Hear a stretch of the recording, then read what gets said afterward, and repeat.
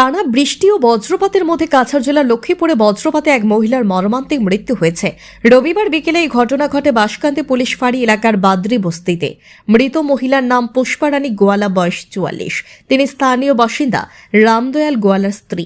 জানা গেছে, রবিবার বিকেলে বাদ্রি বস্তির পঞ্চানন মন্দিরে মন্ত্রী কৌশিক রায়ের একটি অনুষ্ঠানে অন্যান্য মহিলাদের সঙ্গে যোগ দিতে গিয়েছিলেন তিনি। অনুষ্ঠান শেষে বিকেল প্রায় 5টার দিকে বাড়ি ফেরার পথে আচমকায় বজ্রপাতে গুরুতরভাবে আহত হন পুষ্পারানী। পরিবারের সদস্যরা দ্রুত তাকে আলিপুর হাসপাতালে নিয়ে গেলে কর্তব্যরত চিকিৎসক তাকে মৃত বলে ঘোষণা করেন। পরে পুলিশের সহযোগিতায় ময়না তদন্তের জন্য মৃতদেহ শিলচর মেডিকেল কলেজ ও হাসপাতালে পাঠানো হয়।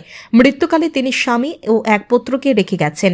এই আকস্মিক ঘটনায় গোটা এলাকায় শোকের ছায়া নেমে এসেছে। আমার বউর আছে পুষ্পারানী করে। কালকে বউ আমার কাছে আপনার ব্যাংক টাকা চেক করবার লাগে, মানে সে সময় বৃষ্টি হচ্ছে আসিল না, কিন্তু একটু লেট হয়েছে। আওয়ার সময় গিয়া দেখি মানে সময় হয়েছে মেন রোড ছাড়িয়া একটু ভেতরে গিয়ে আমরা ধান খেতে তার বিজলি মারি। অনুমানে কয়টার সময় ঘটনাটা হয়েছে?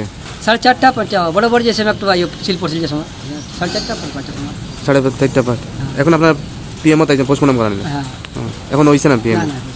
আপনার স্ত্রীর নাম কি? আমার নাম অমিত কুমার গোয়ালা। আর আপনার স্ত্রীর নাম যে পুষ্পারানী গোয়ালা।